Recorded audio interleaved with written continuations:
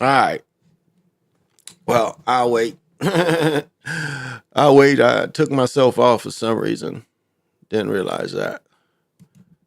But that's all right. I can still show and get back to what I want to get back to. Yeah, must have been over there when I did that. Wow, this is nice.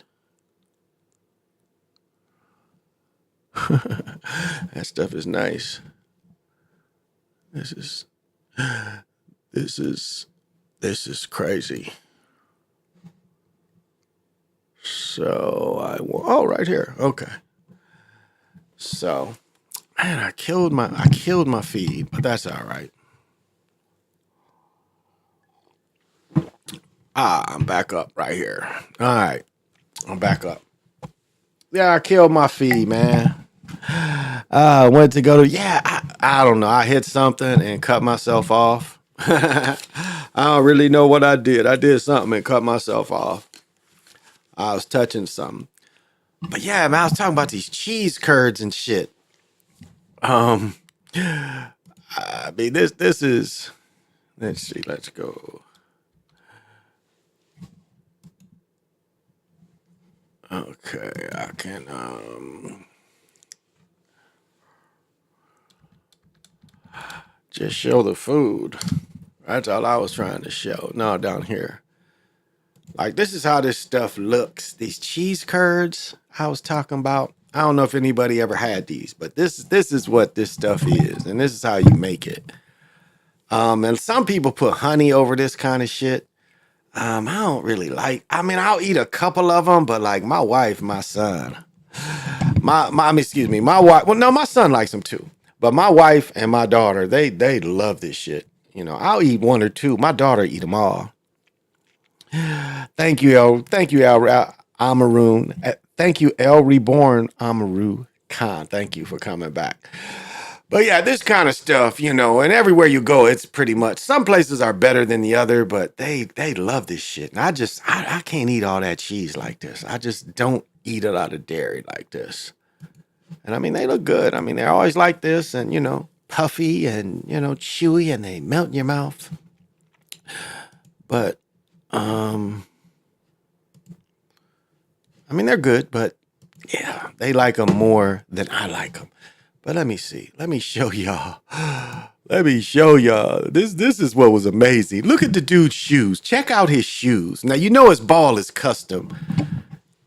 And look at his drip. But look at his shoes though. These are custom shoes. Look at these shoes. These shoes are custom. And look, you know, he got his shit all tucked in, even though he got an 8 gut. And it was like the no shirt, you know, against the matching shirts.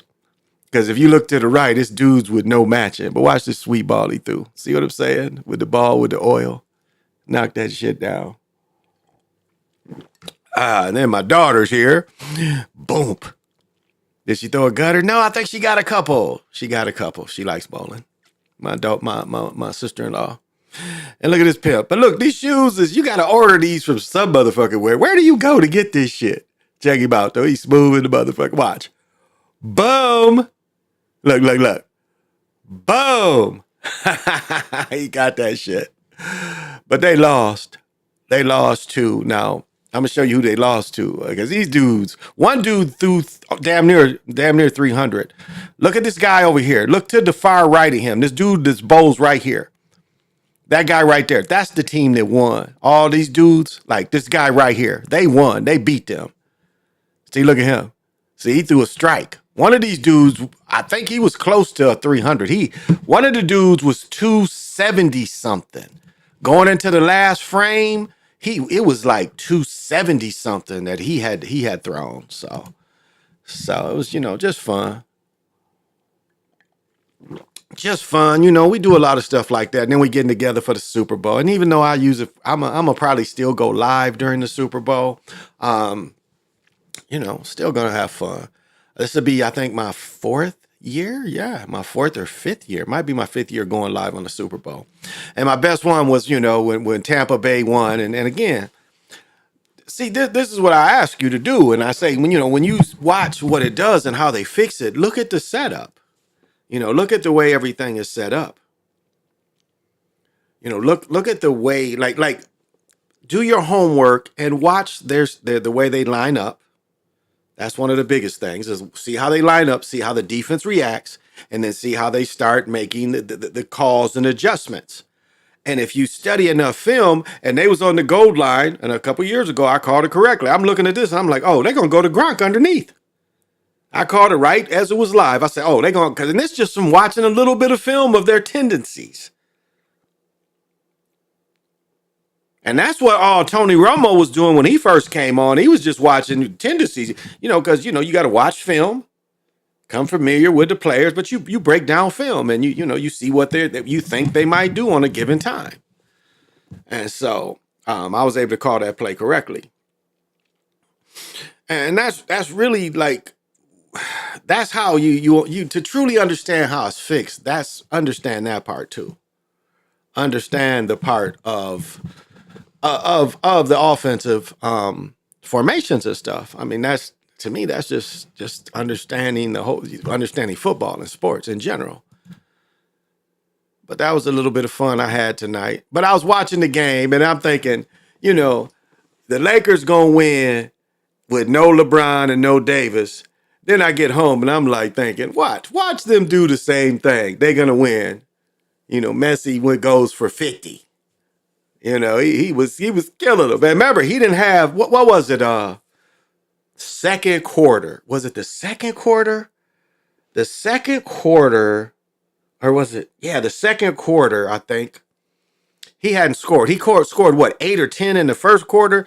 The second quarter, he didn't score until about 6 minutes left, and then he scored like 6 or 8 quick points. It was interesting. It was like they had said, Messi, he hasn't done anything, and then he scored about 8 quick points. I was like, okay. That was, but it's again, all agenda, and that's like baseball. Like baseball is one of if you.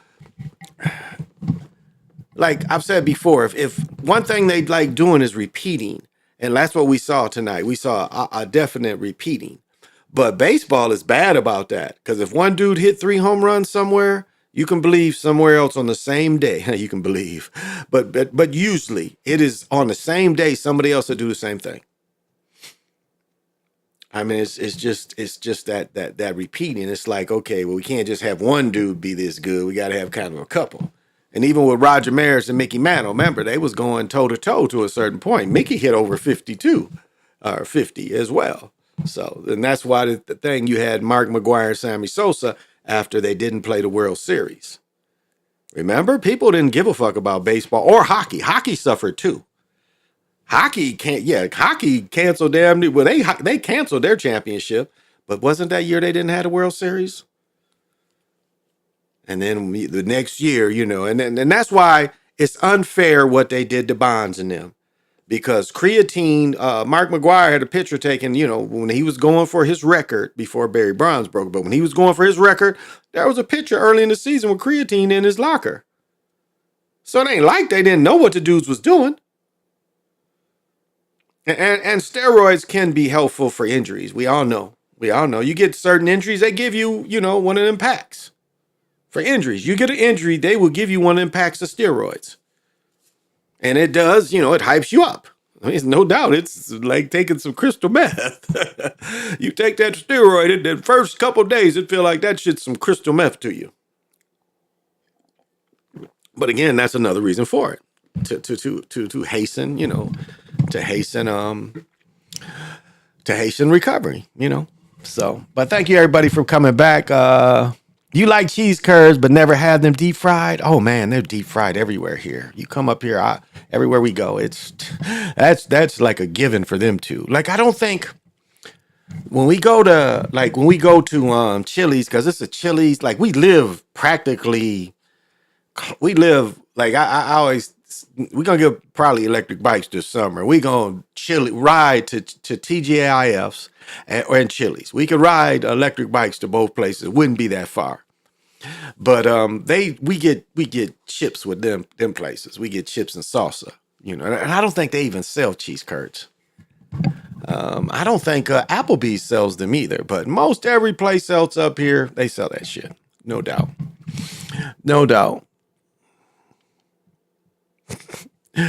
Uh, and so, yeah. And so tomorrow, I don't know. I don't think we're going to see Argyle tomorrow. Maybe Saturday. Maybe. Excuse me. Maybe. I should go see a high school game. I should see if Minnetonka wants to, if Minnetonka plays at home right out there.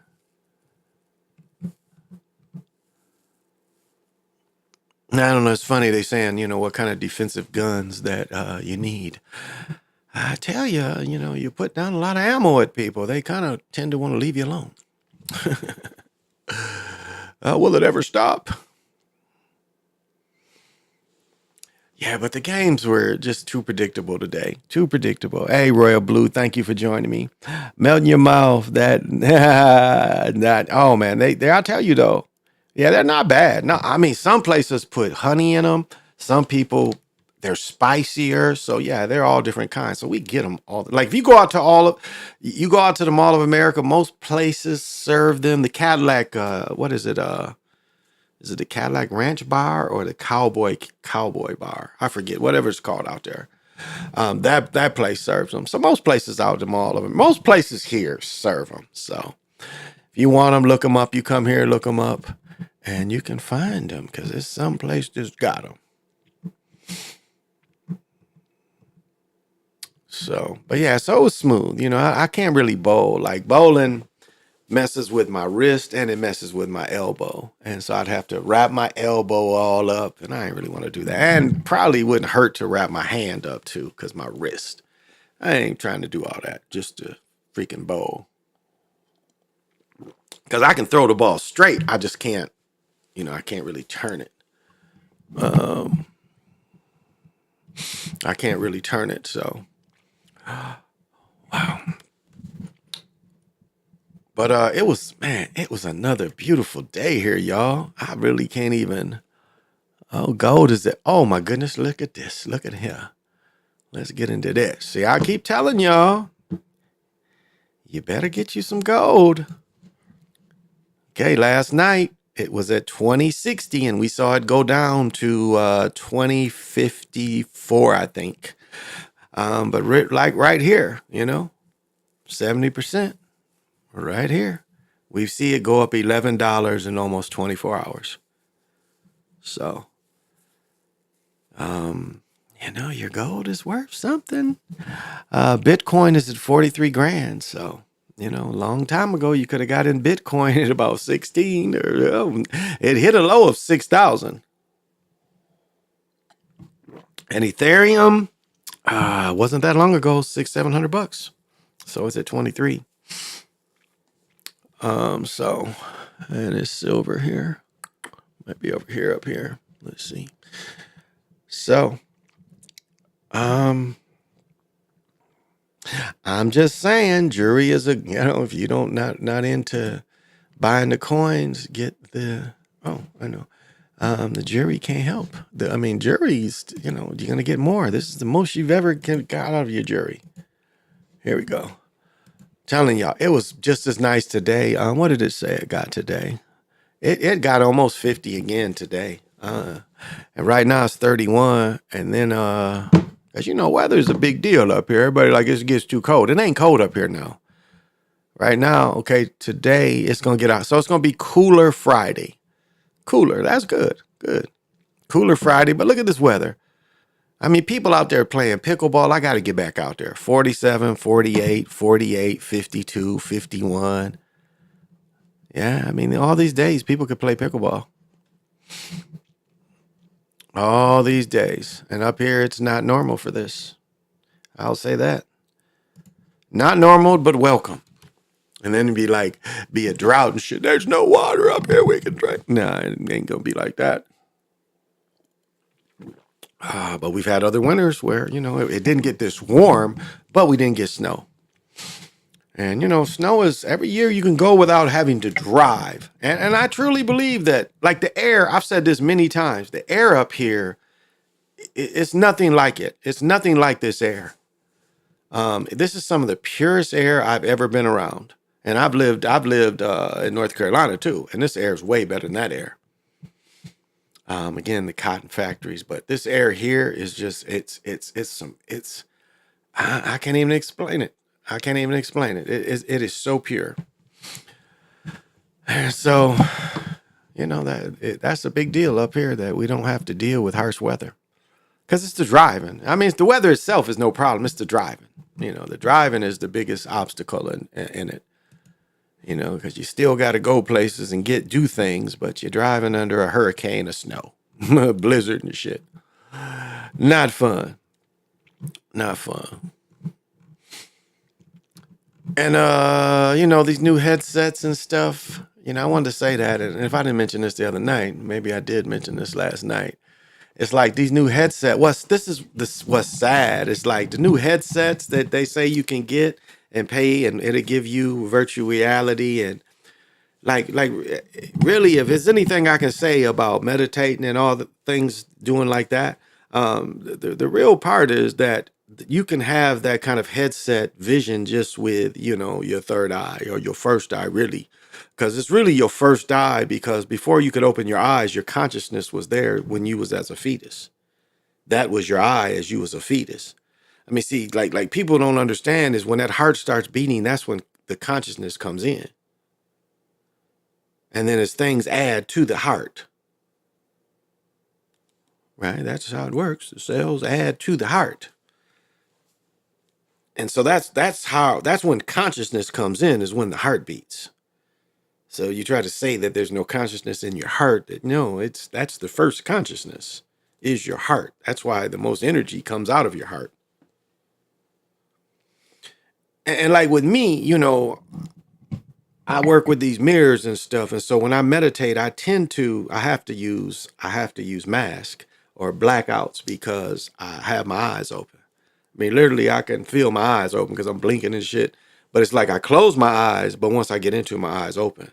But again, when it's blacked out, and it can be a very same experience as what that machine can give you, and there's so many different layers of it too.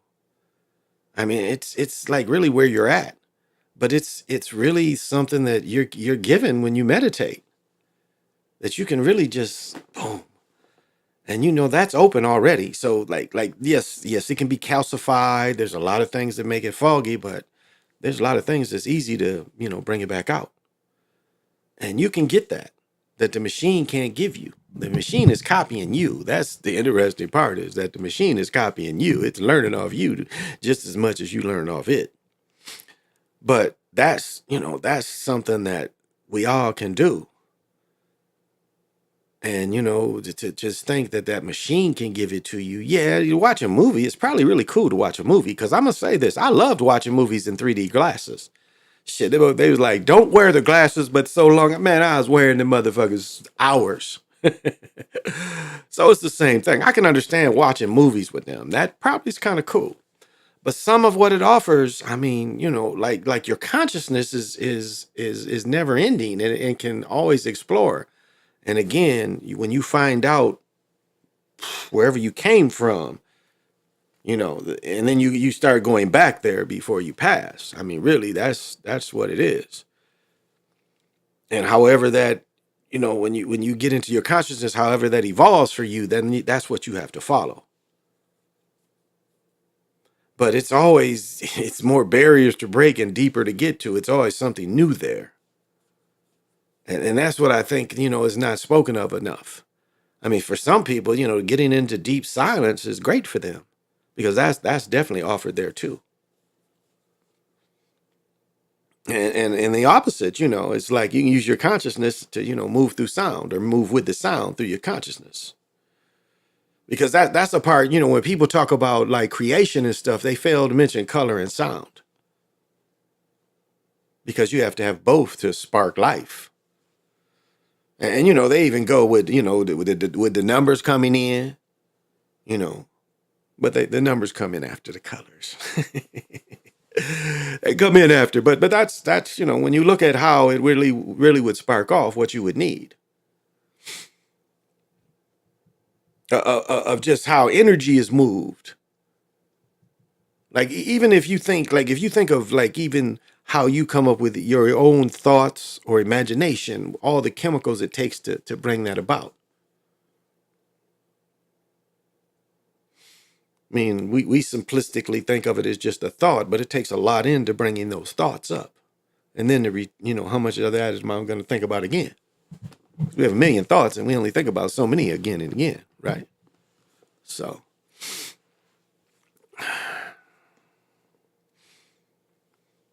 that's all. So I'm saying it's okay, but I'm saying also know that your consciousness is valuable and strong, because that's what I think people don't realize is how strong of a being you are. So, Royal Bell, if I didn't say hello, it was 49 when I pulled up in the parking lot. I'm inside the building now. Oh, okay. Yeah, it says 31 here, but like the heat, like she still ain't adjusted the heat. I had the window open downstairs because I came back and it was hot, the motherfucker. And, I was just in the front yard, and it's like my knee is stronger. It hurts a little, like I iced it yesterday, but to pivot and stuff to hit the pickleball, my knee is better. And so, just hitting the balls, getting used to it. I got to find somebody that I can just play with every day. I'm trying to really get that to be my daughter, but we'll see how that works.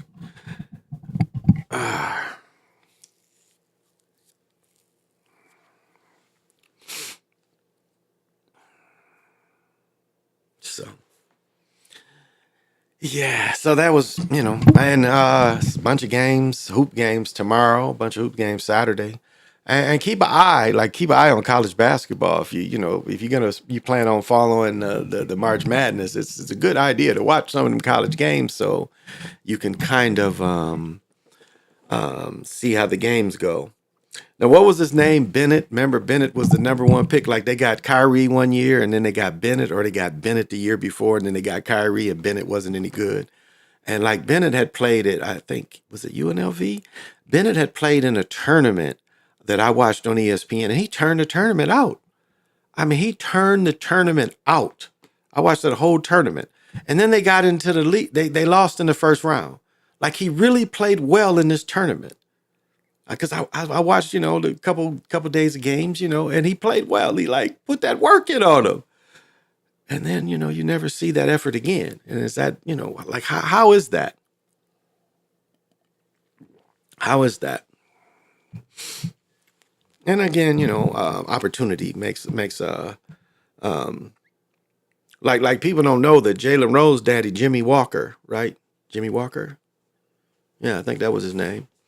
He was the number one overall pick in the NBA in '67, I think. He came from Providence. He was one of really like his Jimmy Walker, is that his name? Maybe you guys can correct me. But he was the number one overall pick. When he was in college, he averaged 31 a game. And they won the NIT. And he probably, and I've mentioned this before, he probably was the last star or the last person to be made a star from the NIT. Because again, when Texas Western won that championship, it didn't make any of them dudes a star at all. The bigger game was the NIT. You're talking about, even when Oscar, Oscar, I think, lost in the Final Four. And then the next year, when Oscar's rookie year with the Royals, Cincinnati won it all. Only after Oscar left. But again, guys that played with Oscar. But it wasn't as popular. And so, yeah, Jimmy Walker would have been the last NIT star. And again, if you looked at his NBA career, he was a journeyman. And I think he was around 6'6". Went to Providence, I think. And then, this is 2 years before Jabbar, started playing in them games. And I'll say, Jabbar kind of, hey, Joey, what's happening? I think Jabbar really, when he came in, the whole country switched to watching, the NIT wasn't as important. And, the coaches started what we see as the NCAA men's. This comes from the coaches. The coaches put that tournament together.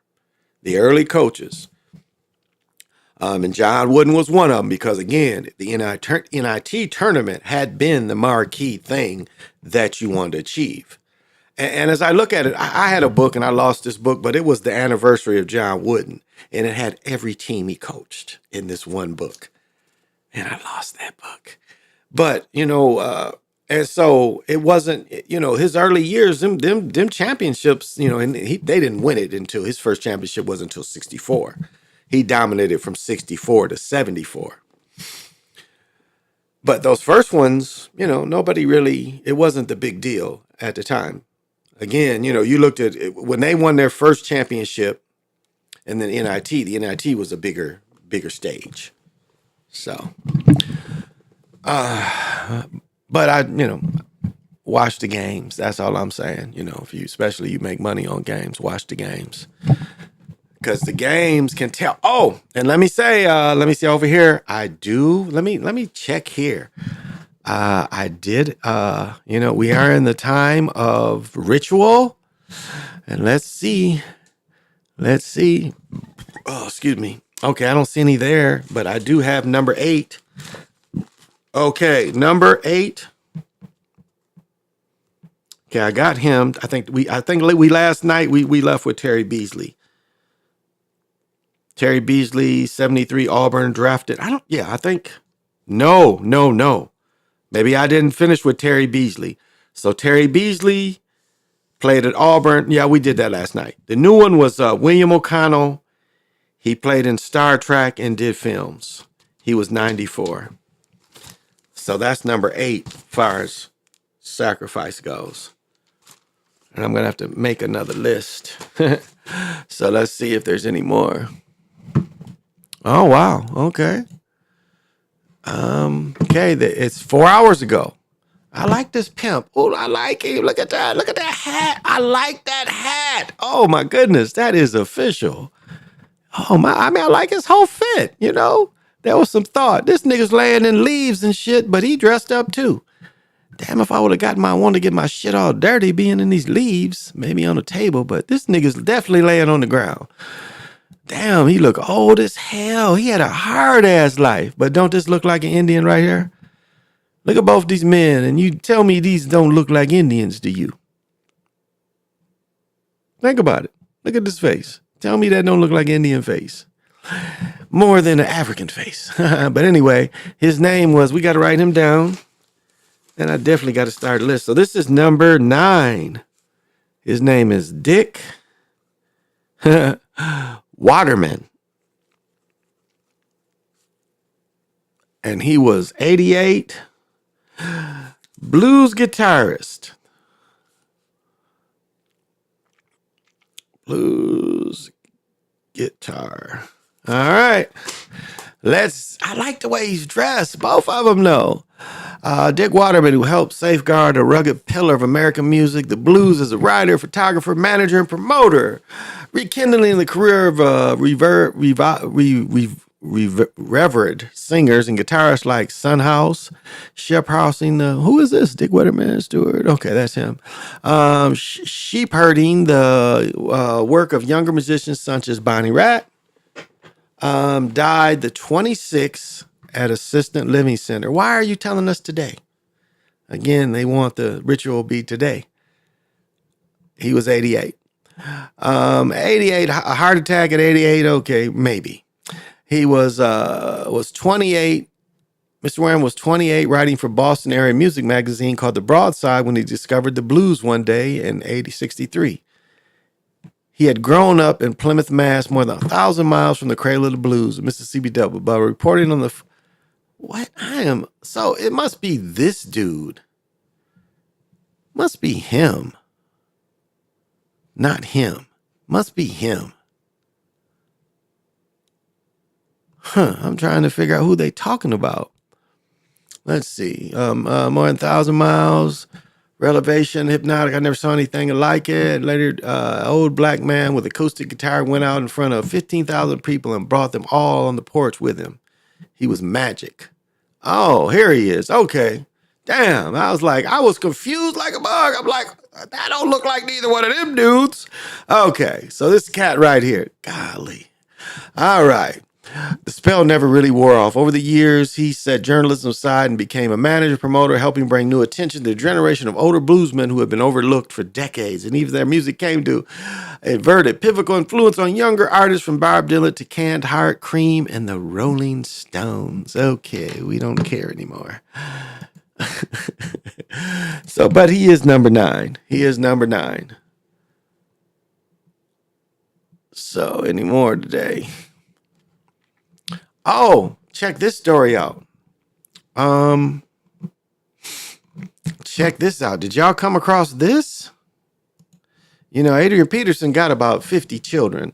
Adrian Peterson's 8th grade daughter gets Minnesota basketball offer. The University of Minnesota's basketball team is trying to bring in the daughter of a Minnesota sports icon. Ari Peterson, 8th grade daughter of former Viking Adrian, received an offer from the university this week.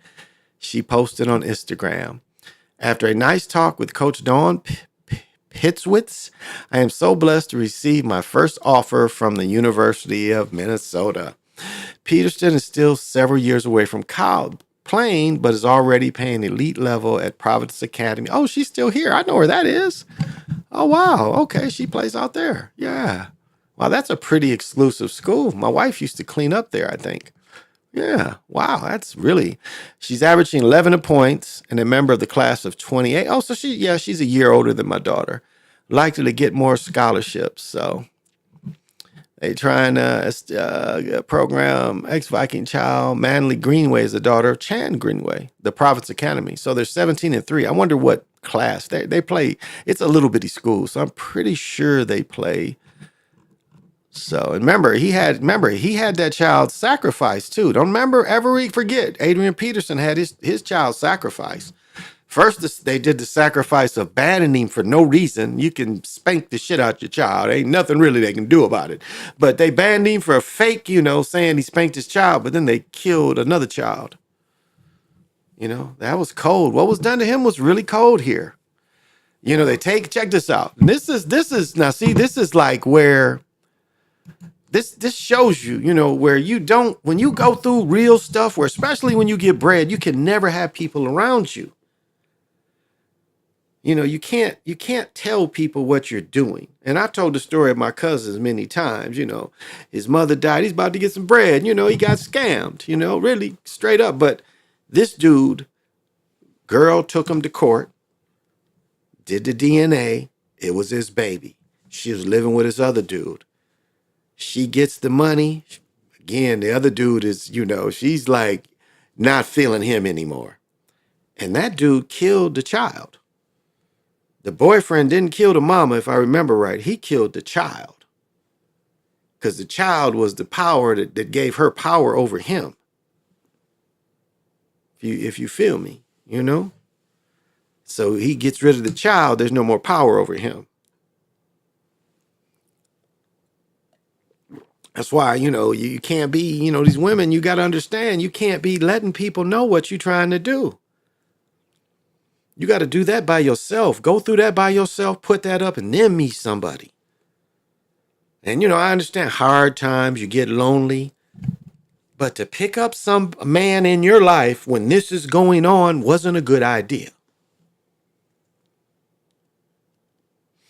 You do that by yourself. Like if you won the lottery, you don't tell people. You go talk to legal people. You don't tell regular people, the real moves that you do. Because it can be used against you. Because everybody wants to be your buddy or your hubby. Oh, maybe I got another one. No, we got him already. No, we got that. What is this?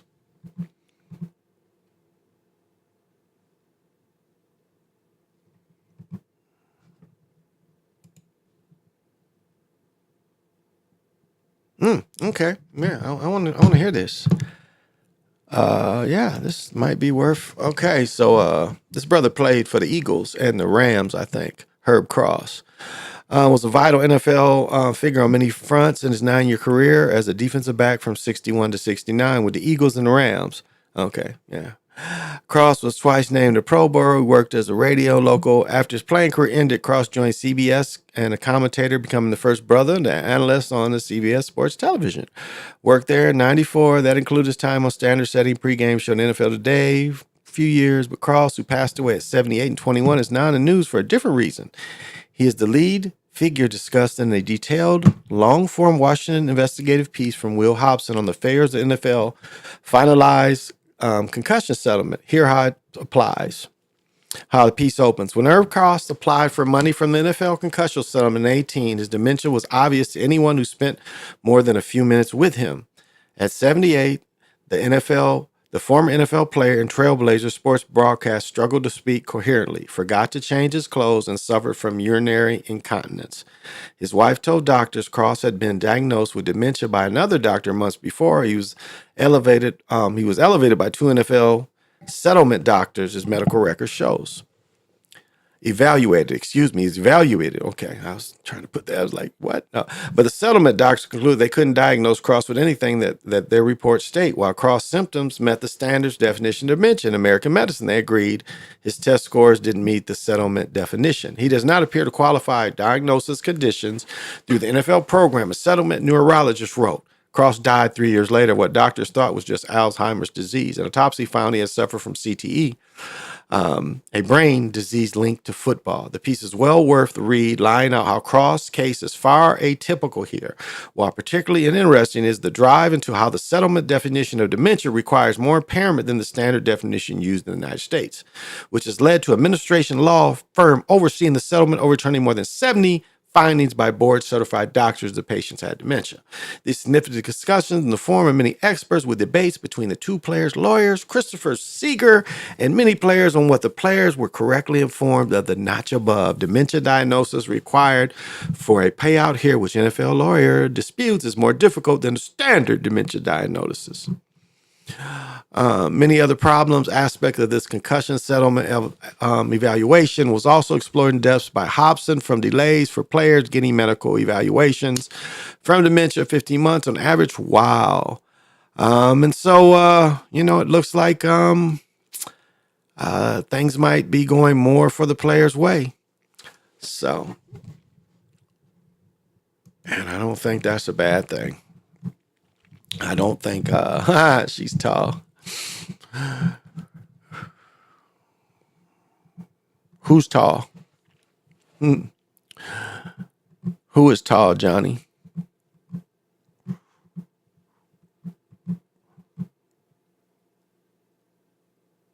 What do they do for Wendell Scott? They say they're giving Wendell Scott some props. Remember, this is who Richard Pryor played in Grease Lightning. Him and Pam Grier. I'm sorry. Maybe I was on Wendell Scott already. Was here. Wendell Scott. What they say about Wendell Scott? Sliding around turns today with a heavily dirt track. Jacksonville taking out several drives with broken wheels and axle. This day, sliding around the turns, kicking up dirt. Pale Blue 62 was handling better than his competitions. Just ahead of him in first place was Richard Petty driving a bright blue Plymouth. 63 was heavily rutted dirt oval track speedway in Jacksonville, Florida, taking out several drivers with broken wheels and axles. This 25 laps left in the 200 laps. It was Petty's turn as the track damaged his vehicle's steering arm. Scott took the lead. But he got a shock when he looked up in the scoreboard, usually listed the numbers of cars in the top five. All the numbers had disappeared. When Scott finished his final lap ahead of other drivers, there was no checkered flag to signal end of the race. Though Scott had just made history as the first driver to win, wasn't initially acknowledged. Instead, the checkered flag trophy and celebration went to Buck Becker, the second place, who Scott had lapped twice. They cheated him. NASCAR officials reportedly concerned about how a white crowd would react to a black man kissing a white beauty queen in the victory circle was customary for the winning drivers. It was only after the race was over that the crowd had left that Scott was declared the winner. Wow, I never knew that story. Incident was par course for Scott's NASCAR first black driver and team owner. A native says racing career marred by racial prejudice manifesting in death threats, slashed tires, and deliberate attempts by competitors wrecking. Still, he managed to achieve 147 top 10 finishes. And he raced in 500 starts. Wow. Okay. But the Grease Lightning is the movie about him. From moonshiner to champion.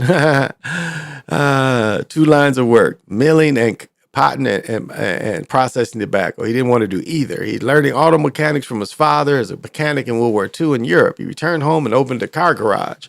To make ends meet, he took up running a moonshine and dangerous illegal endeavor. Like many other racers in his area, including Baker, Jr., Johnson, Curtis, all of them driving skills acquired by running moonshine into a racing career. After being indicted for moonshine in 49, sentenced to 3 years probation, Scott was approached by a promoter of the Dixie Circuit of the NASCAR. The promoter was looking for a black driver to challenge the good old boy. He wanted to be Jackie Robinson on the track. He began racing in 51. 12 days, he won his first competition in Lynchburg. He was denied entry to 2 NASCAR races before officially they gave him his license, making the first brother to race. Okay. And, I'll say this, a lot of people would have looked at him and said he didn't look like a brother. I mean, his other race, he looked a little darker, but yeah. So Wendell Scott, y'all. Oh, Peterson's daughter. Yeah. She does look tall. Yeah, she does look tall. And it didn't say she signed with them. It just said they gave her offer. You notice that? They just gave her the offer. So it doesn't, and she's going to get more offers. And yeah, that school is, very prestigious. Small school.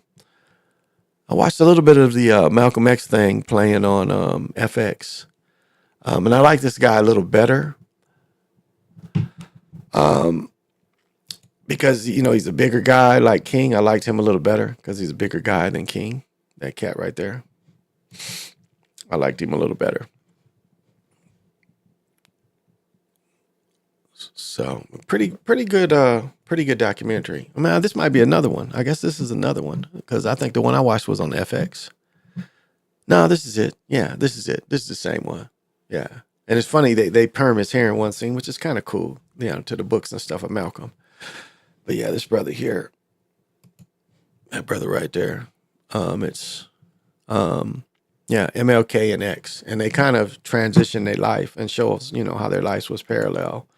And, again, I think they were both controlled opposition. One thing that can't be denied, Malcolm X definitely got a decent early education where he went. And he the movie shows that when he says, I want to be the president. He's like, no, you're a nigger and your nigger can't be a president.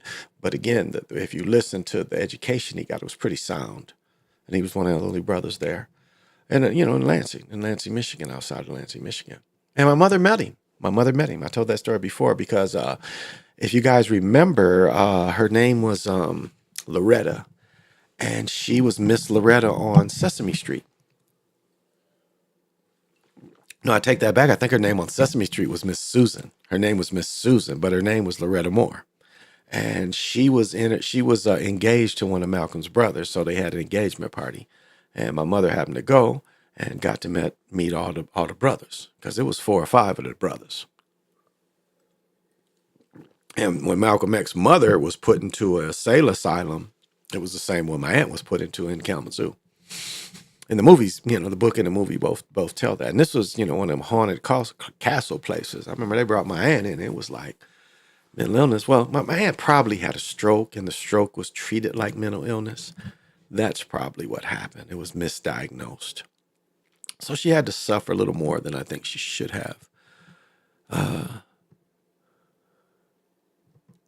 Teen falls to his death while taking photos at Utah Canyon overlooked. Yeah, it wasn't his day, was it, guys? Just couldn't. You had to keep going further and further over. Yeah, I don't get that. I don't get that at all. Oh, it sounded a little bit of them playing dodgeball. Did you see that? They was playing dodgeball and shit. Did anybody see that? Hey, homie, what's happening? Thank you for joining. Did you see the movie One Night in Miami with the? Yeah, I did.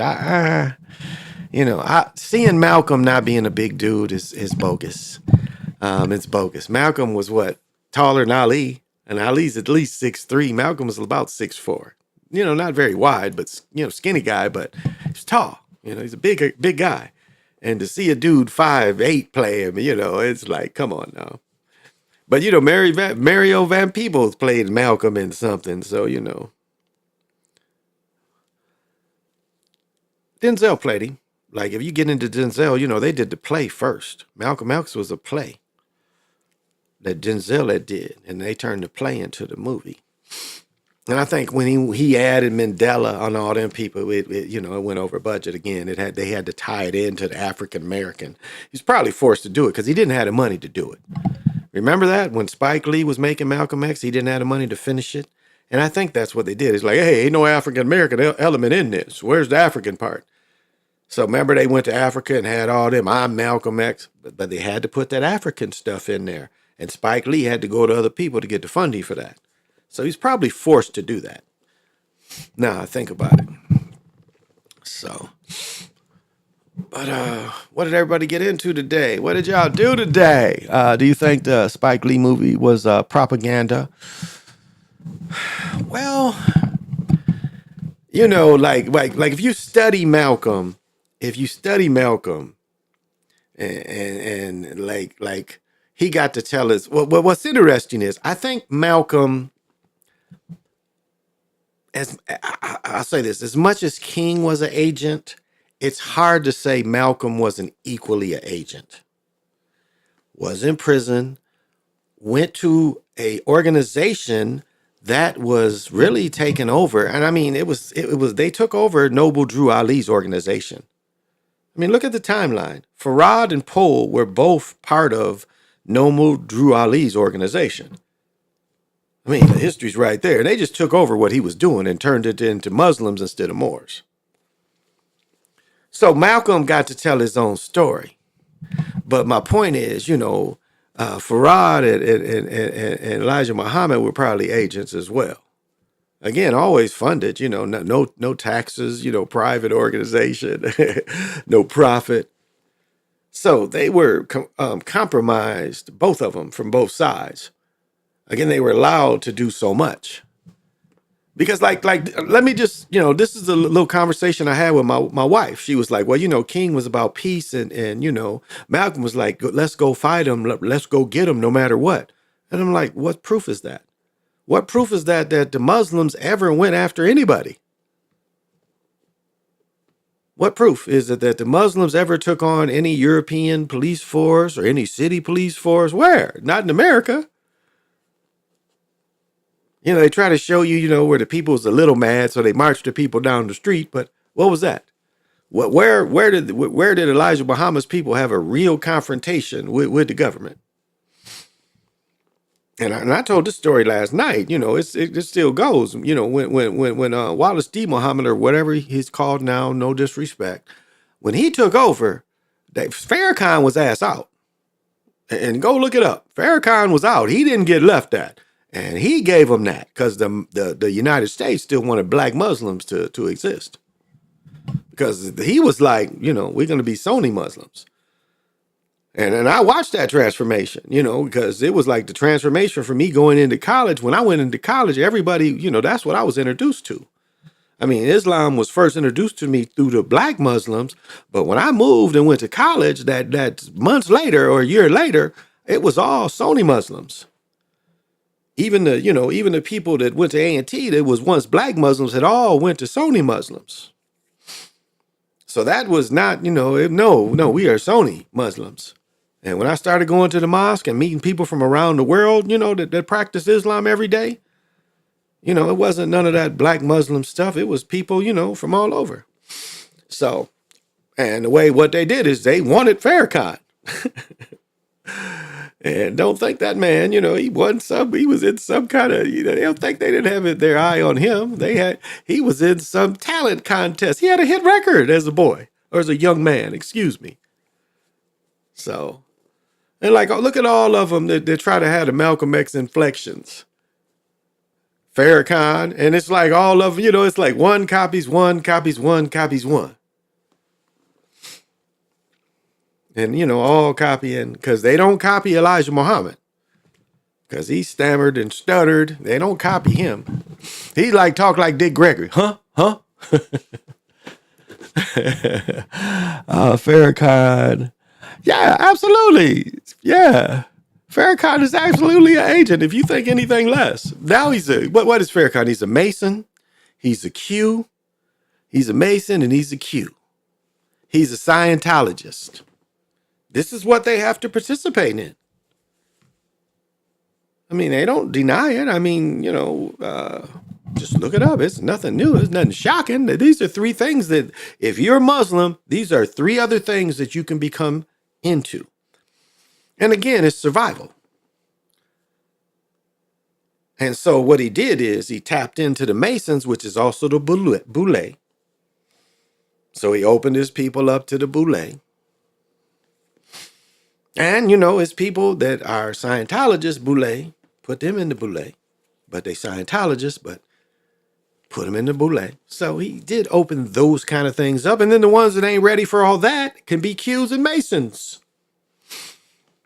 So this is the way of survival, trying to recruit, trying to, as they was saying, trying to still get fish. I'm on a roll. I'm on a roll tonight.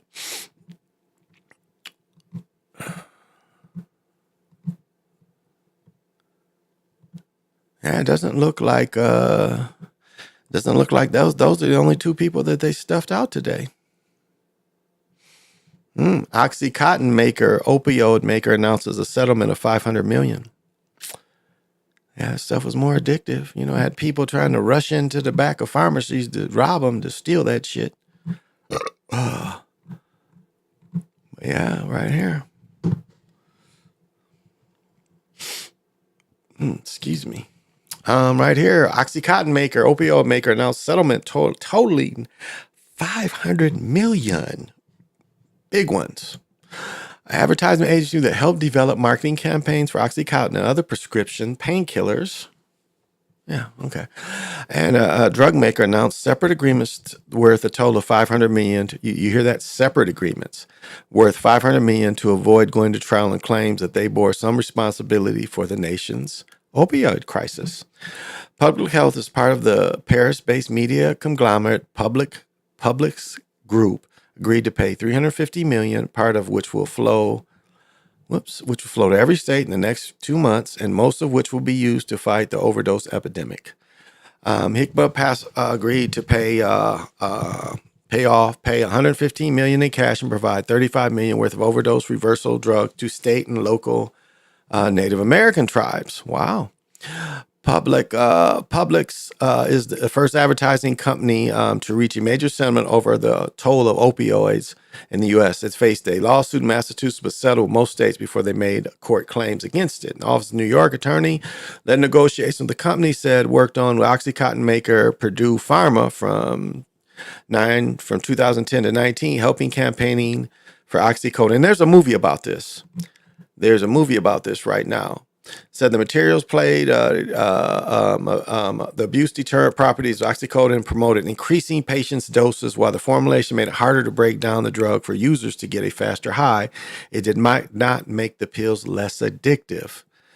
Said the company provided physicians with digital recorders so public and could analyze conversations that the prescribers had with patients about taking it. As part of the settlement, agreed to release internal documents. It's work to Purdue and other companies. Wow. So it's a movie that kind of tells you about this out now. So, people taking, and it's funny, Sean was on last night, and check this out. Sean was on last night. And Sean mentioned the kind of footwear that he was wearing. We called it the Vovo barefooting. Is that what we looked at last night? Oh, Vovo. Nah, it wasn't this. It wasn't that. It was this barefoot. Yeah, right here. And this is, we started talking about these last night. Brother Sean down in New Zealand brought this up. And sure enough today, and I let this be the thumbprint thing, But anyway, the thumbnail, I let this be the thumbnail. And don't you know, on Facebook, I'm getting advertisement for a shoe I'd never heard of on Facebook. So I talk about it today and on Facebook. You dig? So Yeah, I thought that's interesting that the phone, and again, the phone is hooked up because of the pictures and all that shit, the limited edition pictures. But I just think it's funny. I just think it's funny. And you're right. We're plugged in almost all the time, which is good. I have no problem with being plugged in. I mean, I live a boring life. Shit, it ain't like if anybody wants to know where I'm the fuck at, it's like I'm not hard to find. I live a very, very mild, boring life. So, so yeah, I'm not very sophisticated. So it's okay. We it could because again, it can help you too. So it's not just track what you do. It can help you if you get lost or somebody's looking for you. Like, hey, we know where they are, and that's a good thing too. So it goes both ways. You know, we use it all. We use it all. So it's a matter of how much of this thing you want to use. So, and it's what's norm. And that's, leads me back to talking about getting these binoculars that you have the own ability to get the same gratification you can get from, meditating and getting into your first eye. Those binocular things can give you. And movies, yeah, I agree with movies. It'd probably be cool. Watch a movie with a little screen and, that's probably cool. I mean, it's not the same as interaction. I get if you both have them, and you're holding each other and watching and you're seeing, I understand that. I mean, I saw that technology back when you was at Disney and Disney put that screen all around you. That was 4K. And that was shit 98. They put you because I was kind of interested. I was like, man, how are they going to break this down? And they put the whole screen around you. It's like, oh, okay. This is, and I said before, I remember talking to a friend that worked in the industry of that kind of technology and pushing electronics. And I remember telling her about the 3D TV, and she's like, oh, they got them without glasses. And she was talking about 4K. And this was probably 10. Yeah. And that stuff didn't come out till much later. So, the technology is there. Thoughts on Fred Hampton? Yeah, I can get in deep with Fred Hampton. Yeah, Fred was really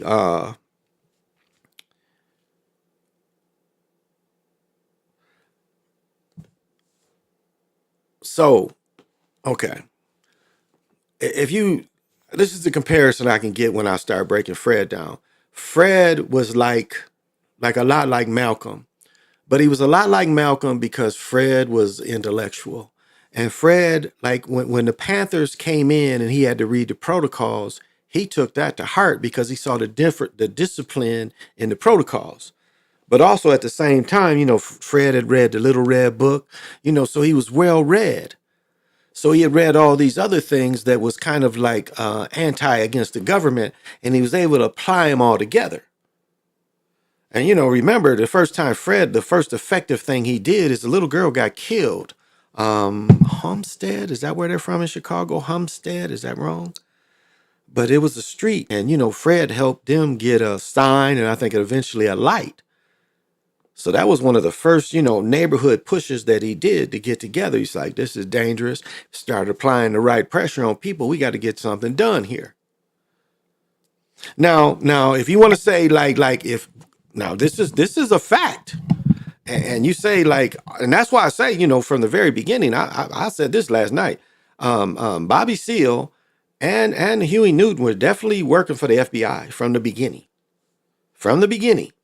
Now, this is the part where I have to admit, if you study Fred kind of probably did too, and only in the same way that Malcolm did too. They had government funding. I mean, just look later when you see the Al Ripkins, Bobby Rush and them, when they get their money in Gary, they was getting the same kind of funding that the Panthers had been getting. If you really study them. It was just the Panthers, they put that pressure. The Panthers didn't exist. And out there in Gary, they did the same thing. They were still getting these federal grants from the government.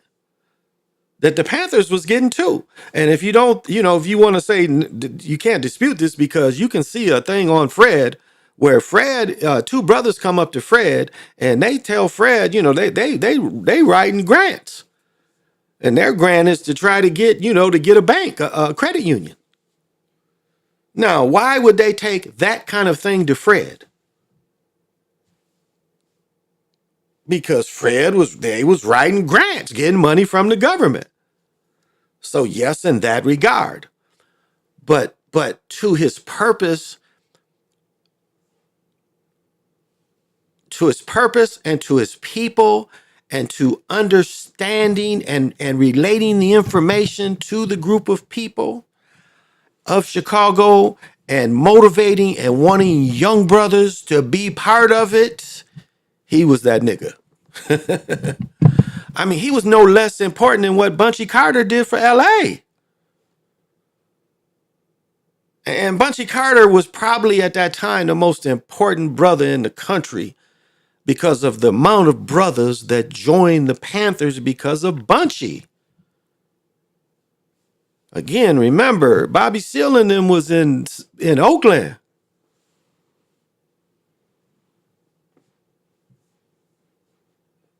LA was Bunchy Carter.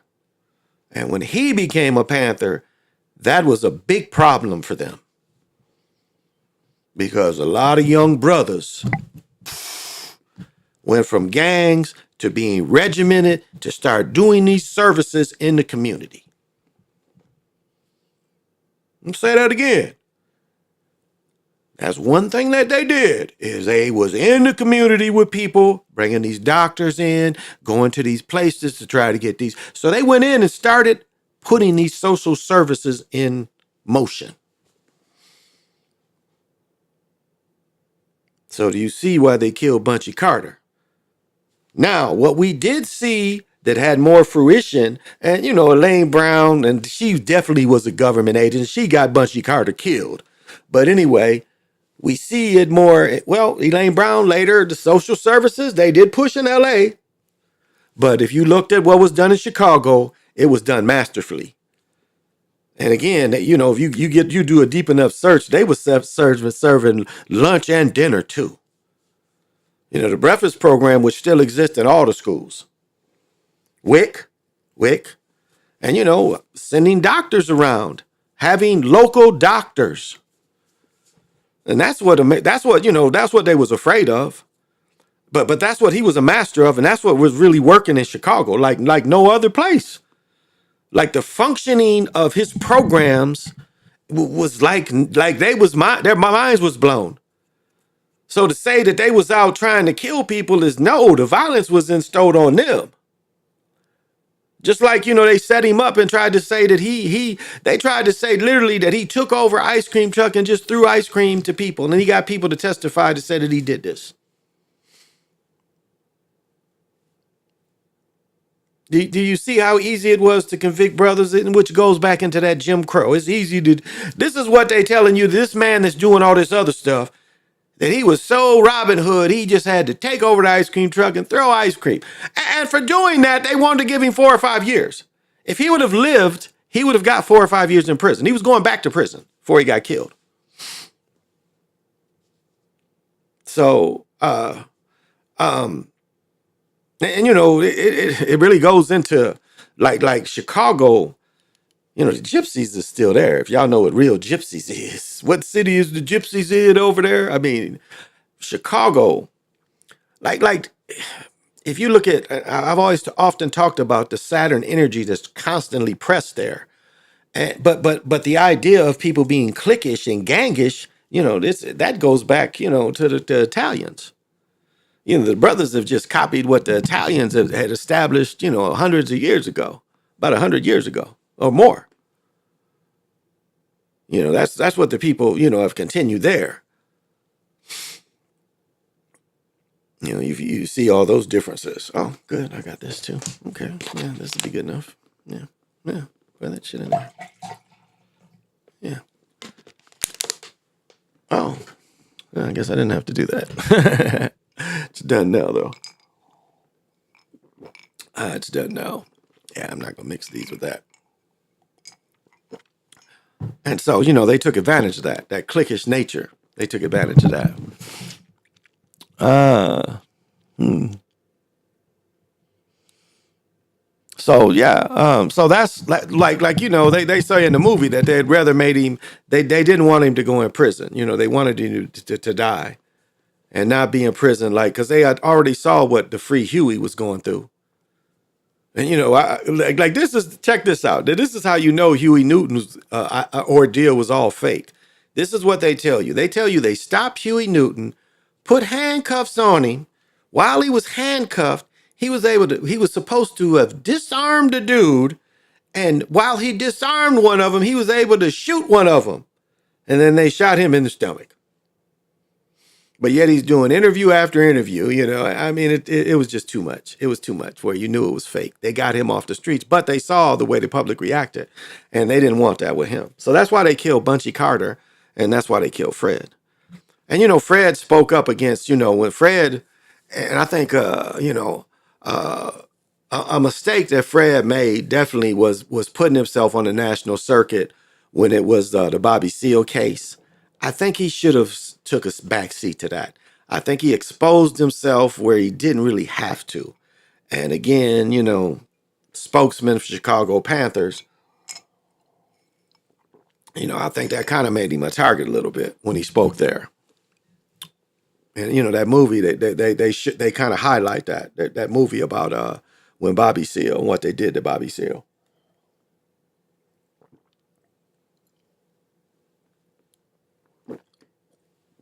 It tastes like flat beer.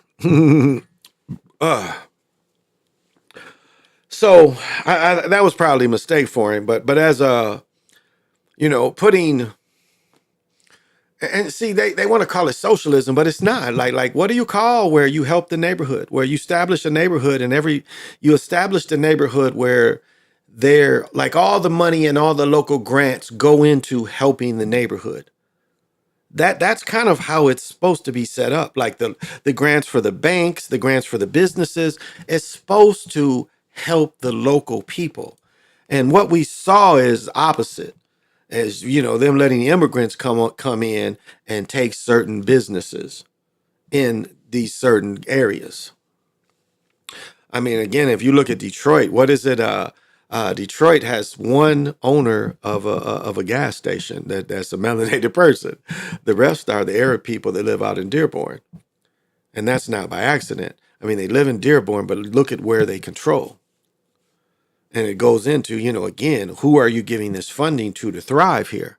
You're not giving the funding to the people. You're giving the funding to, in some cases, outsiders.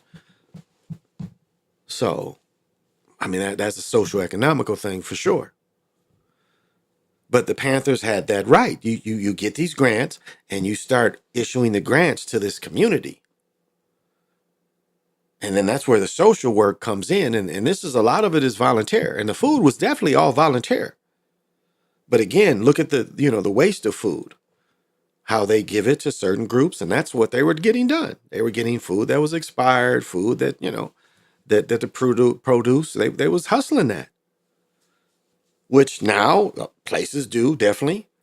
But they were lucky enough to get practicing doctors to want to come in and start dealing with people that wouldn't, mothers that necessarily didn't, they set up, a system which is WIC, where it's just about mothers and the infants coming in here for the first 5 years of their lives. That they can have these necessary things for the first 5 years of their life that basically can make them happy, healthy. Some basic things that's guaranteed for low income people. Very helpful. Very helpful. I mean, I don't know if you understand, if you have a child and your child is throwing up formula, and you're only paying, and again, I don't know what inflation is, but I'm just going to, start the baseline like this, where you can get like an ounce, maybe 3 ounces of powder, say for $3. Okay. But your baby, can't drink that kind of powder, and you got to get this powder that costs $12. So for a person that's struggling to get the $3 one, to all of a sudden you got to get the $12 one, that can be hard on you. And you don't want to keep making your baby sick. And so this is what the Panthers and Fred Hampton, all them set up that could help young mothers that didn't necessarily have the financial basis, and without trying to destroy the father. Wick will work with the father too. So this is revolutionary. And so they definitely didn't want that. And that's why, if you did look at that dude from Spike Lee's movie, played the retired guy, he does Huey Newton. And he's like, you mentioned Hoover, and Hoover is over them about grits. These social programs that were effective. They were very effective. I mean, yeah. And so that's why they killed Fred. And Fred was a sacrifice for Bobby Rush. No way you can deny that. I mean, think about it. Do you think Obama exists if Bobby, if Fred Hampton lives? Fred Hampton could have probably rose just as high as Bobby Rush did. Bobby Rush was once the Illinois senator. Obama beat Bobby Rush. So say if Sam was able to live there, or Fred was able to live, and Fred had that position, maybe we don't hear about Obama. But that was because, Bobby Rush definitely, you look like the gangsters got an old thing that says, see, when people get killed, who benefits? Bobby Rush definitely benefited from Fred's death. And yet he wasn't the leader that Fred was. And, he was told not to be there. He left too, So it was, Fred had, he wasn't sophisticated. He didn't really realize who he was and wasn't sophisticated. So, and, they got him. Victoria's collapse beside all the car companies and businesses leaving. I mean, that's really it. That's really it. I mean, like, what you have to understand, the crushing part about the auto industry leaving Michigan wasn't just, the cars not being made there, but it's the suppliers. I mean, when you break up a monopoly says you can't do everything, and so you have to have different suppliers. And so you were having these suppliers' jobs disappearing. That was well-paying jobs. That was the problem with them, stopped making cars in Detroit. It was the amount of suppliers that got affected. I mean, these affected hundreds of thousands of people across the state. And in most cases, it was all about unions and not wanting to pay unions and trying to figure a way to get away from unions. That was it in a nutshell. And the government allowed it. Instead of the government saying, okay, if you take all these good jobs away from this area, we're going to tax the fuck out of you there. And they won't leave. I mean, Kellogg's did the same thing. Kellogg's did the exact same thing. They left Battle Creek. Their world headquarters used to be in Battle Creek. I don't think the world headquarters is even there anymore. And it's all because of unions. And the world headquarters was all executive, but it's like, you take a vein away, you take the gold away. What do you think is going to happen afterwards? Like where my stepfather worked at Fisher Body, that made, you look at from all them big old cars made from 1961 till roughly 1983, 84. All those cars, those 14 years, all the chassis, the quarter panels, the trunks, all those came from Fisher Body. And those of you remember the General Motors cars, they had a little tag on the door that said "Body by Fisher." So hundreds of people worked at this plant, hundreds, probably close to 800 people, 3 shifts. And so when those kind of cars and that kind of engineering becomes out of date, what do you replace it with? And in a lot of cases, what they replaced it with was illegal things like crack. And that's just a reality. And we were talking about, Gary, Indiana, the same thing. Gary, Indiana used to be one of the steel capitals. Gary, Cleveland, Pittsburgh. I mean, there's no denying, Gary, Cleveland, Pittsburgh, Detroit is what won World War II. I mean, without the productivity that really kicked in 1939, and them letting them brothers and sisters come up in them jobs and them car factories. And, they started putting the wave in then. And remember, a lot of brothers wasn't, a certain amount of brothers was getting drafted. But if you was married and had children, you wasn't getting drafted. and you was working, and you wasn't getting drafted. They was letting you work up in them plants. Single men. There's officers, single men. Them the ones that, that go through. So that's, getting away from the unions. The unions was probably the biggest is the unions. Right there. Now, like they brought in, Nip and Denso, made some Toyota parts. The plant I used to work at was Johnson Control. Okay, I think this is what happened is. So when I worked there, we made doors. But if you know what a Ricardo car seat is, do you know what the original racing car seats? Now they're called, the game seats. But the people that made those for cars was called Ricardo. I think is what they was called. They was made in Battle Creek. And I worked somewhere where they had one of them seats. That's what you sat in. You sat in one of them seats like in, that was 87. So if y'all have never seen a gaming chair, the first time I saw a gaming chair was like 1987. It was the Ricardo chair, and it was put on wheels. Somebody had personally made it. But I think Johnson Control bought them out because where I used to work, the plant where I used to work now makes seats. They make seats. But overall, the car industry is nothing like it used to be. But that's how the animal works, You have the plant at final assembly, but you have all these supplier parts. And the same thing in the war. The war was, the biggest monopoly ever. The government took over all the business, and everything was made for the government. So don't think that wasn't communism. Or it was just as much fascism as anything else. The fascism is when the government take over the industry. So we saw it here too. The government took over all industry.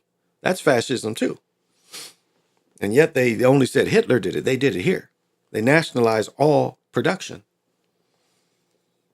Watch the history of the History Channel had the history like the Ford family and shit. They tell you all of them though. All of them had to start making airplanes, trucks, military trucks, and remember, and land lease. So it started in the late 30s. The land lease. So the production of making war materials was back in the 30s. So, and they wanted war. War again to turn the economy.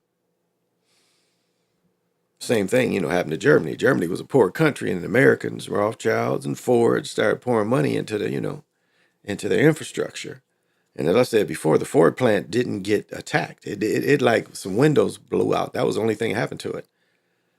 And so right after the war, that Ford plant and what is it called? Band of Brothers kind of touches on it when they say we got to get those steel factories going. That's what he's talking about. That steel is related to them car factory Ford. Because Ford was heavily in German, So the Rust Belt won the war. Yeah. Oh, definitely. Was it the Union's, homie? What's happening, homie? Was it Union's fault? I don't know. I'll say this. Yeah, in a way, the union became a couple of different things. It became almost a bank for the mafia, and they were able to speculate, a lot of speculation too. And they were able to take the loans with the pension fund, and the mafia was able to make money on both sides. The mafia was able to make money. The union was able to make money. So the idea of stealing from the union, yeah and no. Yes and no. They was kind of both able to make money, and they built Vegas kind of like that. That was at the national level, though. On the local level, and being able to bargain for a competitive money to raise a family made sense in every way. And when they closed Kellogg's, and again, think about this. Think about this. Whatever you do, think about this and what you do. Kellogg's kind of closed. I mean, I guess we could look it up, but when it closed, early 90s, I had a friend there, and she was making over $100 an hour. Like, she was making $100 an hour. She was probably making $90 an hour in the early mid 90s. Like back then when I knew her, which had to be 88, 89, 90, 91. I probably knew her up to 99. But when she was working, her and her man worked there. They made back then over 100 grand at Kellogg. They both was making over $100 an hour. And at that time, it was people at Post making 50. And this is back then. You Post lived where my ex-wife's family lived, so we was closer there, and we go to the store and always see Post.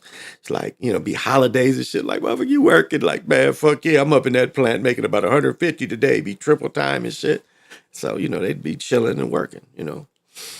So that's and that gets into if you get into a thought of okay, this gets into the other thought: how responsible is the company for a city?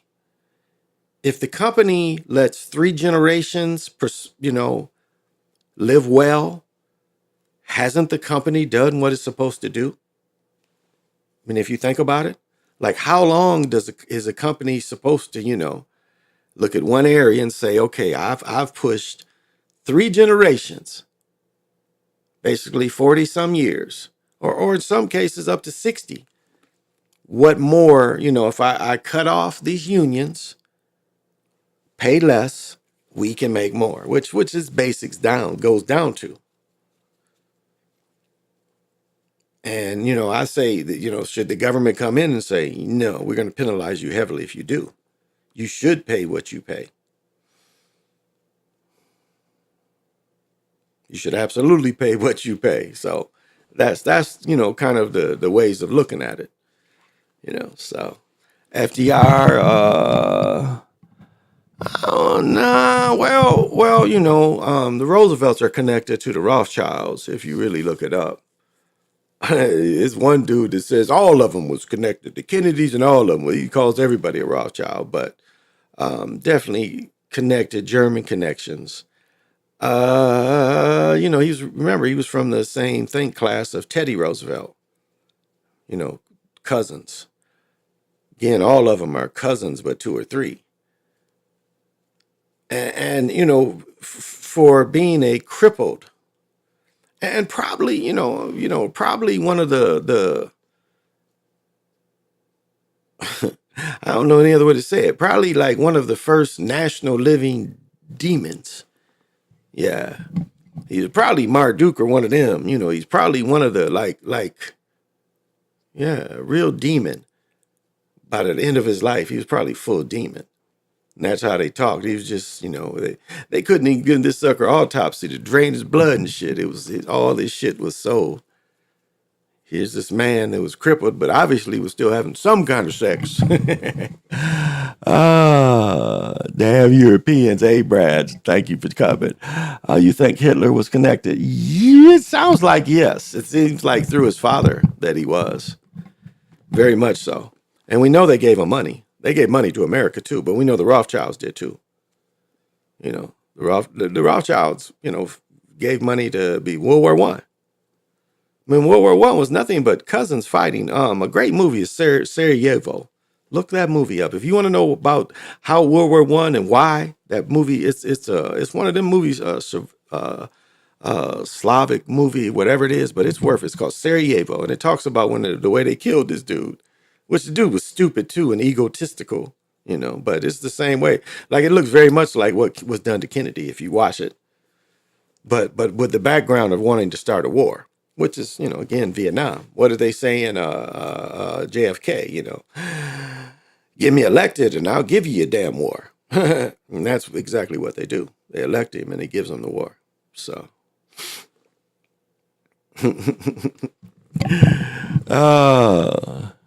So yeah, absolutely, and Ford loved him. I mean, those they one time. I mean, this was kind of cool way to study. At one time, there was access to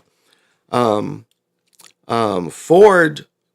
Yeah, so like when you would go to Greenfield Village, you could go into their house, and I think I got this right, if I remember this right. And there was he had a paper. Ford had a weekly paper that he put out, and he hated Jewish faith people. He has a book that you can look up. that he hammers them in this book, but he has papers. And at one time, you could read that stuff. You could just go in there and sit down and read it. It was set up where you could go in this house where all these papers where you could actually grab these hard. They were all in hard volumes, and you could look at these weekly papers for whatever period that was in there. Now, I don't know when they stopped you from looking at them, but the first time we went in there, they encouraged us to go in there and read some of this stuff. We were such of age, you know. My mother was curious. I think I was 12 the first time I went in. And you could read some of that, and he hated these people. When I was older, I went down there because it's before Detroit. Dearborn is before Detroit. It's really on the outside. So Prescott Bush was funding the Nazis too. Well, you know, I've talked about that a lot. Really, like Prescott Bush and his father-in-law, what they were actually doing is they were trading for the Nazis. They had started trading on the stock exchange for the Nazis in the mid 30s. And so when the war started, they didn't get stopped. They didn't get stopped. They got arrested. I don't think it was until 43. They got arrested in 43 for treason for trading for the enemy because they had already passed the law and they had broken the law because they were making money still for the Nazis during wartime. But they didn't do nothing to them. Matter of fact, this is where the Bush money comes from. Comes from that deal. That family didn't have money like that until the deal the government gave Prescott and his father-in-law. That's the money that Junior benefited off. And you know, Junior's nothing but an oil dude. You know, it's very shady. CIA, very shady. CIA. You know, Junior. That Bush. You know, the first President Bush was under Reagan. I mean, very dirty politic man. You know, like whatever Kennedy assassination was, he had his hand in that shit too. And you know, you talking about skull and bones and all that. You know, yeah, man. So that's how deep all this goes. That's how far back it goes. But he's the one that really had to, you know, that bread his daddy got. He benefited off it. And of course, you know, to the son being the president and shit. The son's, you know, governing. Well, that is a shame.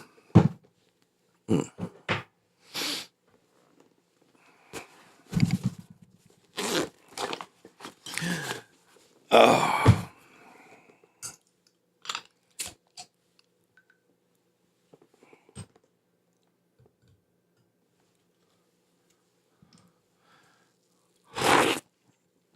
But yeah, you do a deep study. I mean, it's, you know, see where the money comes from. The families, the Rothschilds already had the money. And, you know, you can even look at their start. But again, you know, their hands in every war.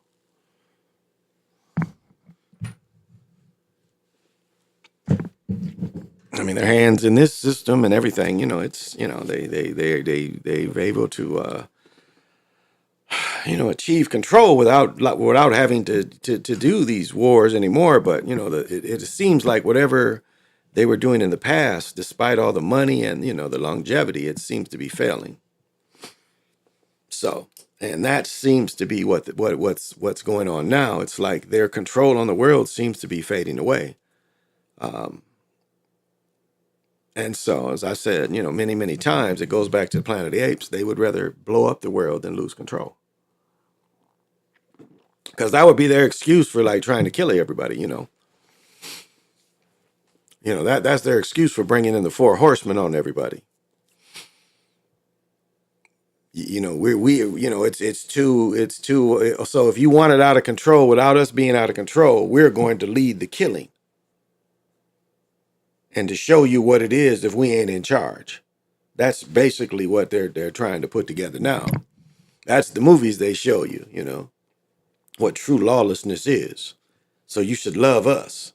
Because if you don't have us, either you got the lawlessness, you know, where they had a day of killing, or you had the zombies, you know, want to eat your brains.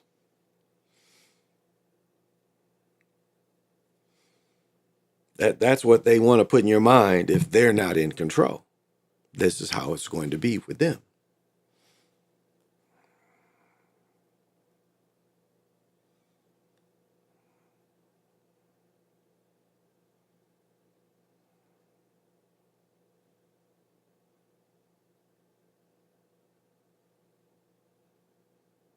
So Just some things to ponder.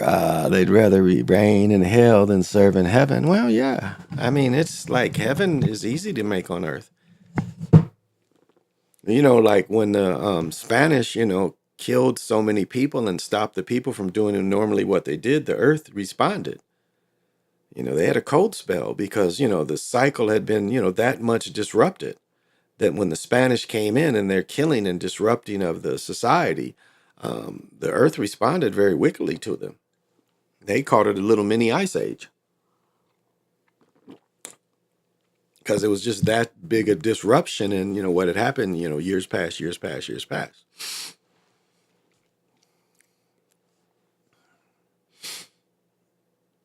So something to ponder. That's all. Something to ponder.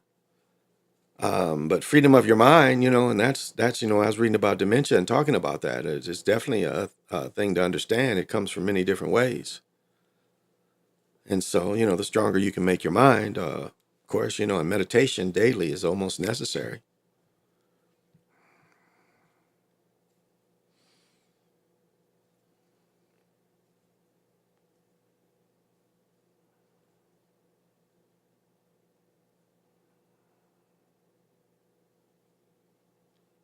Yeah. So that's just something to ponder.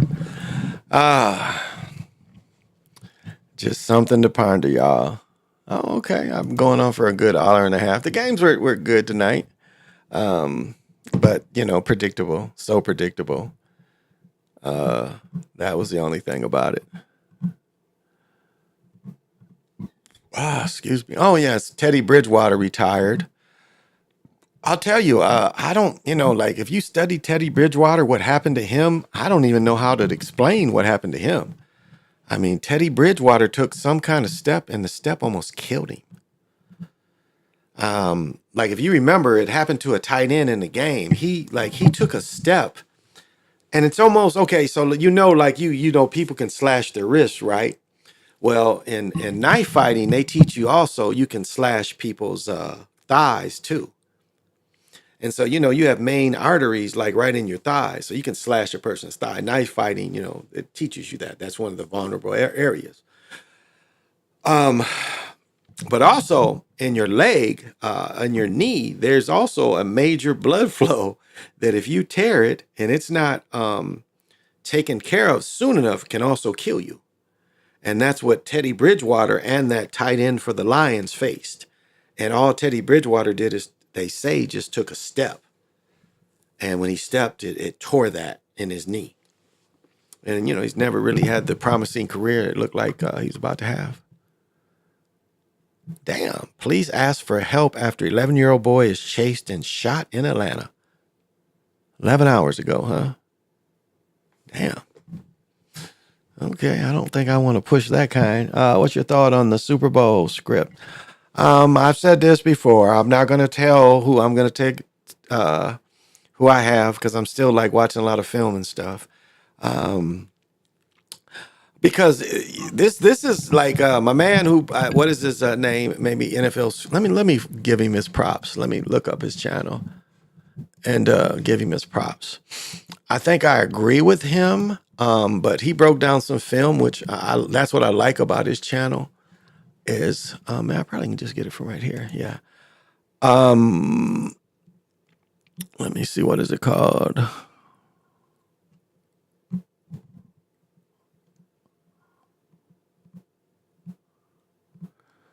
Damn, where is he at? Where is he at? I know I looked at his stuff. Why is it? Oh, maybe here. No, I thought it was a full video. Let me see. I might be able to get his name here though. But he broke down several plays of the game. Like the best example of that Super Bowl where it was then before it was, and the pass that he threw, he overthrew. Maybe it was Samuels, because Samuels wore a different number then. He was wearing 17 instead of 19. That he missed that. That made no sense to miss that play. There was absolutely no reason for that play not to. You know your receivers. You know how to throw it. You know your timing. So you see, where he made, a mistake on purpose. And that's the kind of thing you have to break down. Now, if we reverse that, where they let Purdy make them plays, they could win. The same thing my man broke down, and I'm trying to look for his video to give him his name. And I watched this earlier. Oh, right here. His name is Rig Sports Media. And Rig Sports Media, look at what he breaks down on film, and that's what I like he does. He breaks the plays down so you can follow the action and you can look at where the mistakes are made. I do a lot of the same thing. But that game, what I got out of it, looking over this film that I've seen, many times before, if Purdy doesn't make those mistakes, they will beat Kansas City. That's what I got out of that. So that's one thing that I'm gonna keep breaking down film and breaking down what they did this year. But I looked at that and I was like, ooh, if they don't make those mistakes, those same kind of plays, like especially that long play that I think he overthrew Samuel, because Samuel had a different number in that game. He wears 19 now. I think he was 17 in that game. And that's what I got out of it. So Rig Sports Media, look at his breakdown. But what I got out of it is, yeah, if they make those plays, they'll beat them, because they really could have beat them. If you guys remember, they really could have beat Mahomes. They had Kansas City. That he catches that touchdown, they got him beat. So that's the kind of thing we see. That's the kind of thing we see. So, those kind of clues. That's the kind of thing I'm looking at. I'm looking at more film, and we got to look at the other Super Bowls too, and some of the past players. I look at that and what kind of script was, but going back and watching their season and what they do and what the other people do, and look at formations and what they're probably going to run. And I mean those, anybody can get to that. There's enough out there that anybody can break that down. So if you put money in it, you can kind of see what certain things are predictable.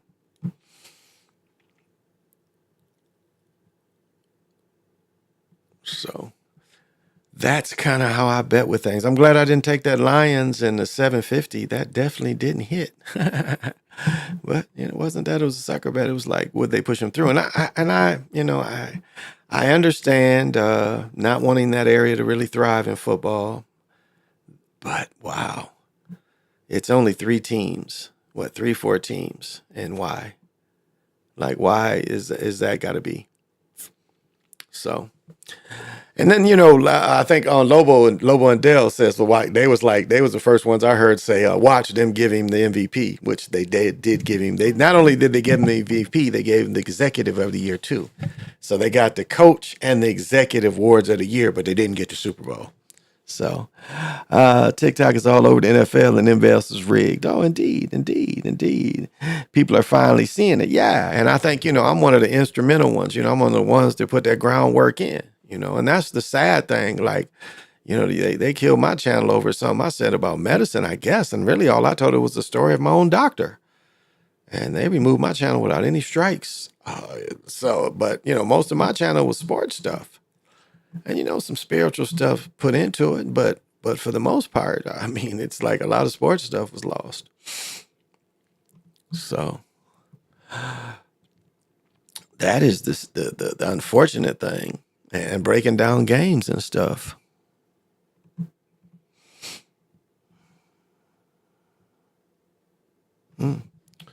So what's up? Oh, okay. Yeah, yeah. I mean, I'm glad. I mean, I love listening to Lobo and Dylan and the other fellas, and from that perspective. And we've it's become so serious as that commercial, who that commercial was aimed at. Because I know I was one of the first ones to come on here and talking about it scripted. And all of a sudden they take that. So that's one of my spells. I was one of the first to bring that spell out here, saying it was scripted. And then they try to use that against us, because again, you put a spell out there. My spell wasn't meant to, well, I guess it was. My spell was meant to reverse their spell. And so, of course, they have to use it to try to reverse it back. You dig? But I was one of the first to really put that thought out there that these are nothing more than wrestling. So And so it's good that others, can really run with it and really have ideas and get other thoughts and how to gamble with it. And of course, because one reason to understand, oh, it's like the energy changes. That's all. The energy changes because I think, on the other channel, I started off as Time Lord Osceola because at first it seemed like that was part of the family. Later it found out I'm not. It doesn't quite appear so. Just kind of the family like that name, it appears, which is, good. And um, Pontiac actually and I walked across the same land in Michigan, Pittsburgh, Highway 80, 90, 94. He's one person, like, and even Tecumseh, even Tecumseh, I've walked over the same land as Tecumseh too, but definitely where Pontiac, he's someone that fought them, that tried to stop their Western expansion, and that actually lived not far from where I grew up.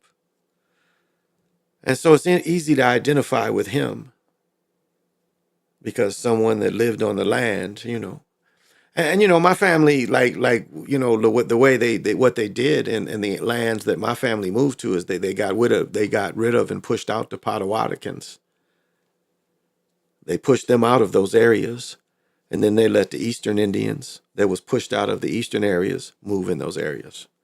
Because my family went from Indiana, and then we had problems with the Mennonites, and Northern Indiana. Indiana was quite racist, despite it being in the Union. It was a very racist state, and they pushed us out. And so the family ended up selling to Michigan, where they had put those other people out. We were able to go in there and buy land, and I think my family moved in there in 1850, and it's been there ever since.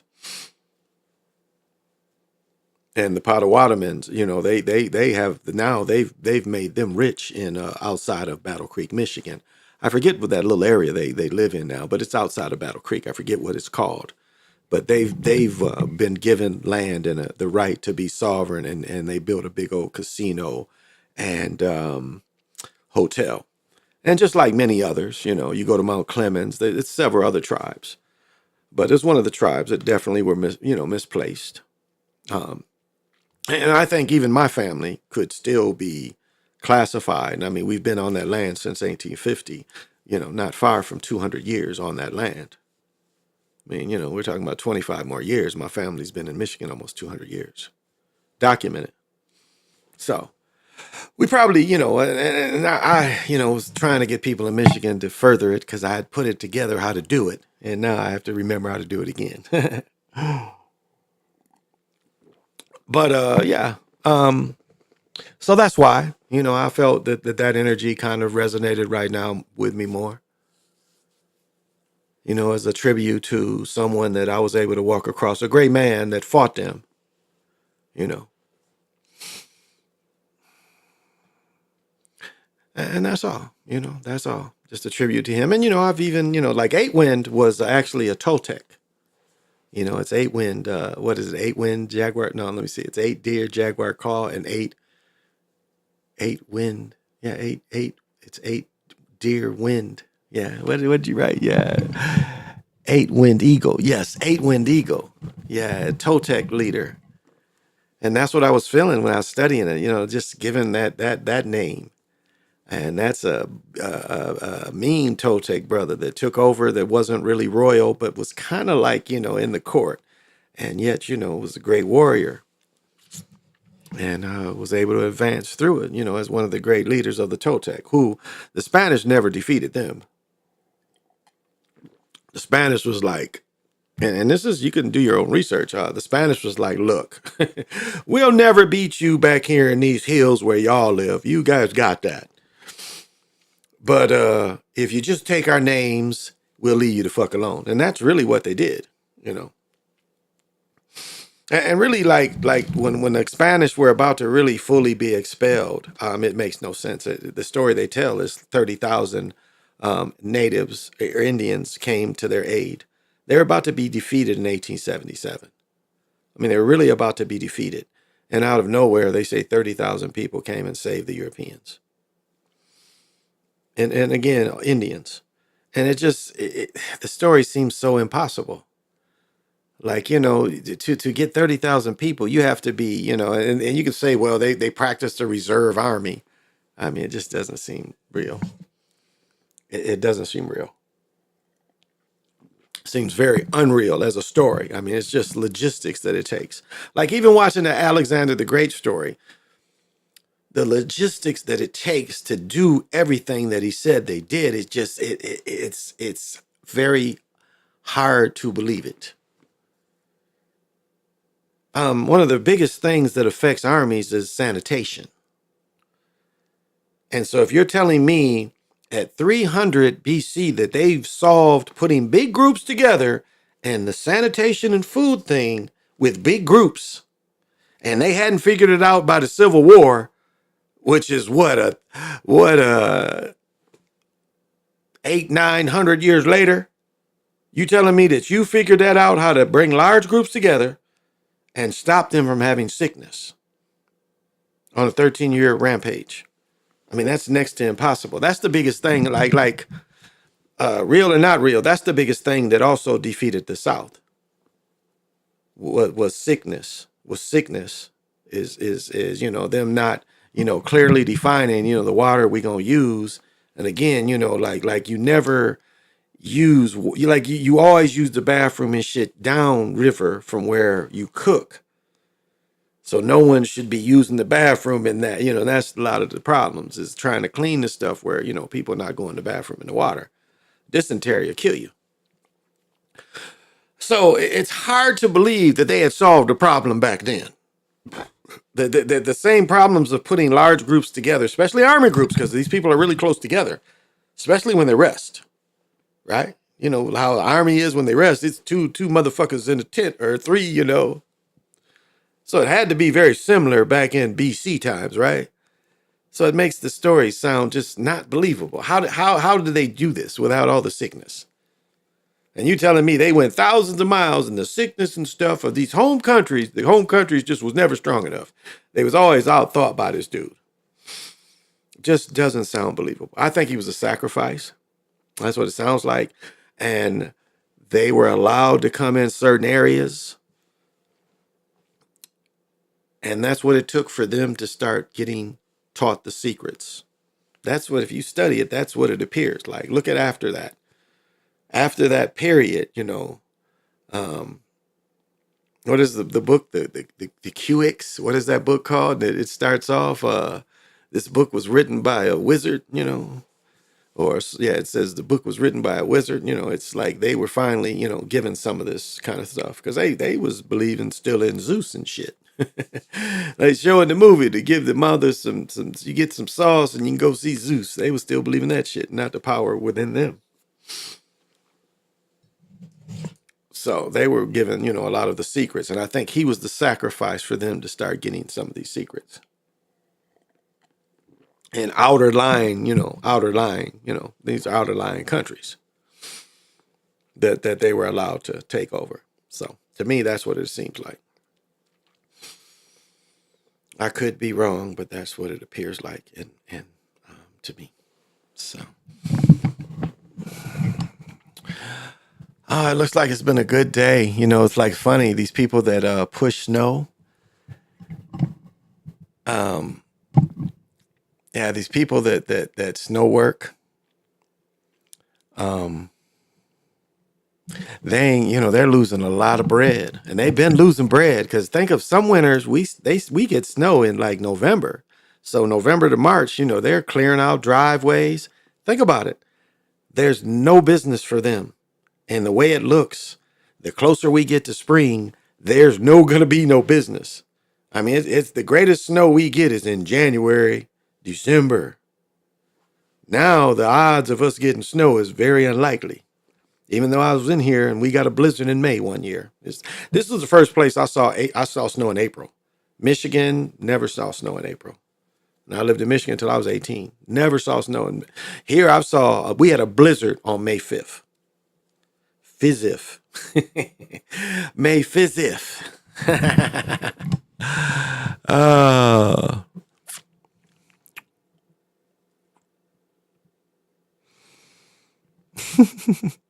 Yeah, they don't like the homeless because see, that's one thing they like about winter. The homeless people have a hard time, but now they're sweating the homeless because it ain't no snow. They sweating them. No homeless, you can't stay here. It's not cold outside. They're like, how many beds can we get? And they won't let you build the little houses. And they really won't. You've got to have so much square footage.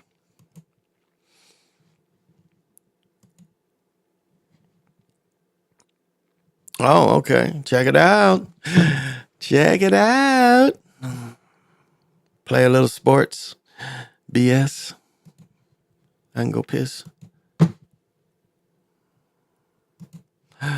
Here we go. Let me tell you about a little story. Yes, how I got to be so fresh. Tell us about sports. To the NBA All-Star Game. Yeah, Pierre Nugent joining us now, and the team is hoping for 3, but two is good. Yeah, it's not bad, at all, really. I mean, the 2 is pretty darn good. It's great to have this type of honor and 2 players representing your team at the NBA All-Star Game, but having 2 just validates everything the Timberwolves have been doing this year. Anthony Edwards and Karl Anthony Towns are headed to Indiana later this month as both players have been selected as Western Conference All-Star reserves. Towns, who's averaging over 22 points and nearly 9 rebounds a game this season, is heading to his 4th All-Star game. Meanwhile, Edwards can now call himself a 2-time All-Star. Edwards leads the Timberwolves in scoring this season, averaging over 25 points a contest. We thought Rudy Gobert might sneak in there as well, but no such luck for Rudy. The NBA All-Star Game is scheduled for February 18th. Staying with the Timberwolves after their win last night over the Mavericks, this team is now 20 games over 500, and they haven't seen this type of success in 2 decades. According to the team, this is the latest in a season in which the Wolves are at least 20 games over 500, and as Anthony Edwards tells it, his team was expecting this type of success from the start of the season. I just feel like, what else are we here to do? Like, we're not here to lose games. Like, we're not here to be worse than last year. We're always trying to be better. So I feel like it's a surprise to everybody else, but to us as a group, I think we know we're supposed to be here. Like, we felt like we were supposed to be here last year, but it was some bumps in the road. But Finchie got us together this year, and he did a great job, and we got it going.